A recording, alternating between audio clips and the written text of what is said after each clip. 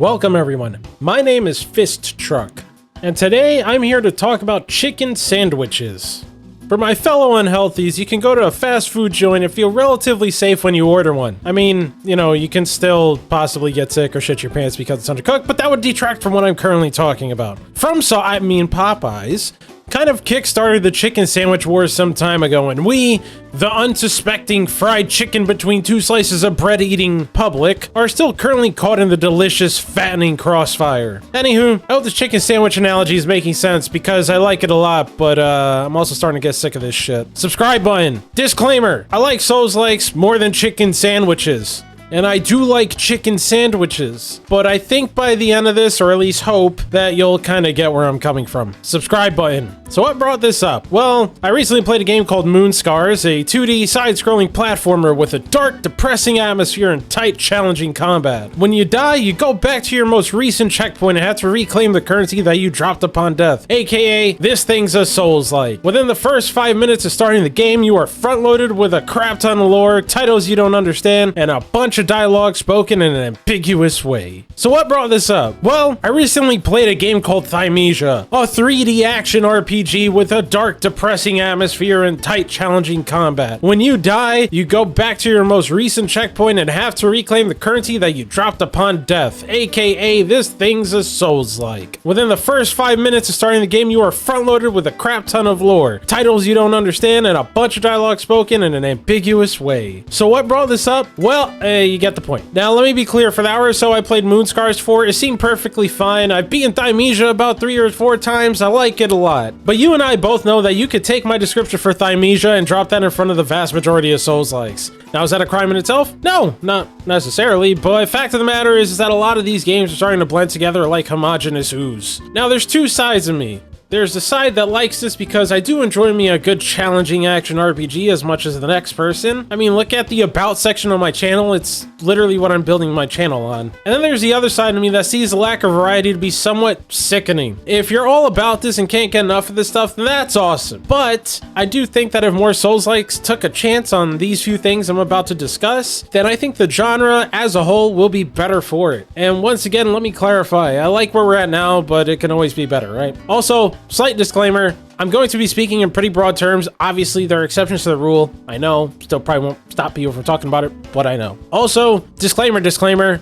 I don't think FromSoft should change what they do. Their games fuck just like Turtles. I say this now because I'll be picking on them because I just didn't want to be mean to indie games. First, it wouldn't hurt to tell a story, and to add on to that, change your tone. How many times have you started a Souls-like and are greeted with an intro that leaves you confused more than anything else? If you play the ones I have, chances are more often than not. To make matters worse, the further you get into the game, the more confused you are, unless that is you read item text and watch a video on YouTube. Lore can be awesome, but often what these games do is confuse story for lore, or give you lore in absence of story. FromSoft is definitely not excluded from this, by the way. If someone could tell me why in the fuck I become a squid baby by the end of Bloodborne without referring to item text or a YouTube video, then I'm wrong. Now, I played Steel Rising recently, and I almost shitted myself when I started with a cutscene that had 2 characters speaking to each other. Now, keep in mind that I'm not saying whether or not this was good or bad, just that it was different. And not only that, they were speaking like regular-ass people. Crazy. I kind of wish we had more interactions like that in these games rather than what we currently have. More importantly, telling a serviceable story can be enough to get my foot in the door to start being curious about the lore. Now, where I'll give FromSoft credit that they do a remarkable job of having the world sort of tell the story. In Elden Ring, as an example, I think finding the corpse of Godwyn at the bottom of Stormvale is pretty fucking awesome. But even that turns to confusion when I find it again under Lanedale, where I then have to go on the wiki just to understand how that works. I'll take out all the cool bits that I just pointed out, and that's what you get with a shit ton of the other Souls-likes. A bunch of confusing situations, a world that really doesn't tell a story, NPCs that almost seem to talk at you rather than to you, and most of the story being relegated to pieces of paper you find on the floor. I'm looking at you, Thymesia. At the end of the day, I don't really play these for the story or the lore, so I guess it's whatever. But even I can acknowledge that by just putting more emphasis on a proper story, along with believable characters, it'll go a long way in freshening up what is now a stale formula, in my opinion. Second, difficulty scaling is more important than the level of difficulty. How many times have you played a Souls-like and hit a wall?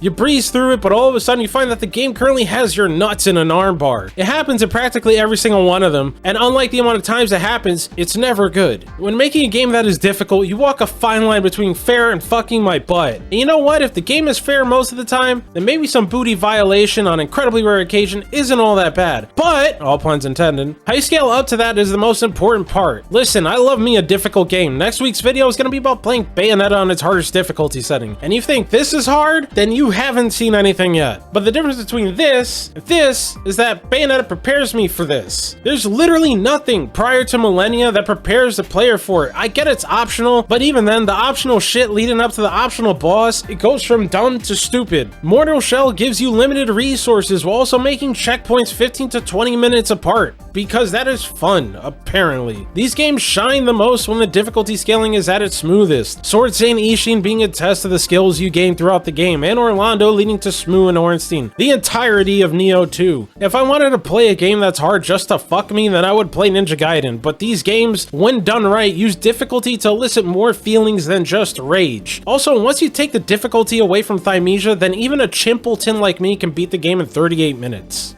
Lastly, there's more to this than the difficulty. If I could fight the entire Namco Bandai marketing team, I would. And I would also lose, but still, it's all about principle. The phrase "prepare to die" defined Dark Souls 1, but when you actually play the game, oh dear god, there was so much more to it than that. An immersive, engrossing world, relatively slow but satisfying combat, intricate level design, insane build diversity, playstyles, and probably a bunch of other shit that I'm not saying here or remembering. Now, does every single Souls-like need to check all these boxes? No, but the point is that the design is deliberate. A lot of games that come out as Souls-likes would have probably been better if they weren't.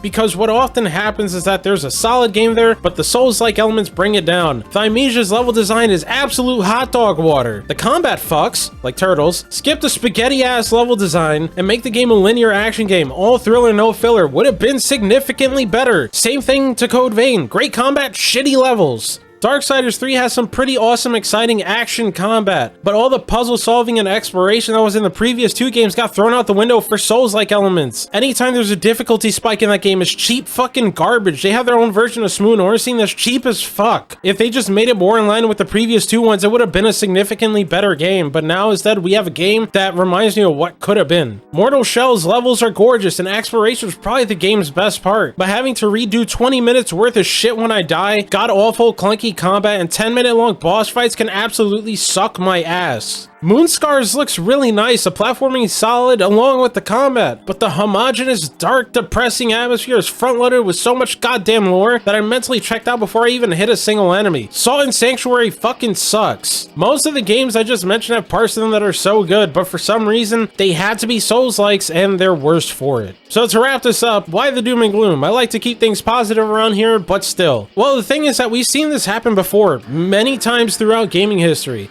A genre takes off, hits its pinnacle, then falls off in public sentiment.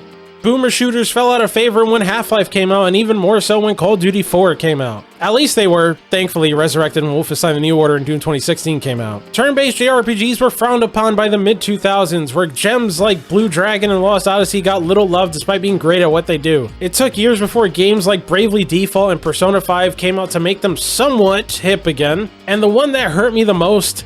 Action games. Man, I love the old God of War games. I love the new one too, but the old ones are just good fun. Devil May Cry went years without a release, and Bayonetta 2 came out 8 fucking years ago. Now I get it, I'm obviously only pointing out the major titles, and that's because those usually need to hit it big before smaller games come out to help bolster the genre. God of War was awesome, and because of that, fun games like Dante's Inferno, Darksiders, and Castlevania Lords of Shadow, good game, just not a Castlevania game, came along that were each good in their own right. We have Bloodborne and Elden Ring, but thankfully we also have Nioh, Hollow Knight, and Remnant. Listen, now we can argue all day about whether or not any of these games are good or whether or not we like them, but the point is that there's some variety that helps scratch the itch for different people. The problem that I'm seeing is that so many Souls-likes stick too close to the FromSoft formula, and pretty much miss the mark almost every single time because of it. Darksiders was awesome because it combined God of War combat with Zelda-style dungeons. Lost Odyssey is awesome because it's a JRPG with a mostly mature story. And Nioh is awesome because it combines Dark Souls with Ninja Gaiden speed. I really like chicken sandwiches,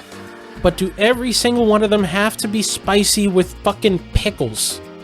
Pickles suck. If you made it this far into the video, thank you so much for watching. I know this is probably one of my more controversial videos, and maybe I'm just a grumpy old man. I have been playing these games for, I guess, 11 years now, but still, I love them, and seeing the route that they're going down, it's good, but there's still cause for concern there. Anyway, once again, thank you so much for watching. Don't forget to like, comment, subscribe, or don't, and until next time, don't forget to wipe before you shit.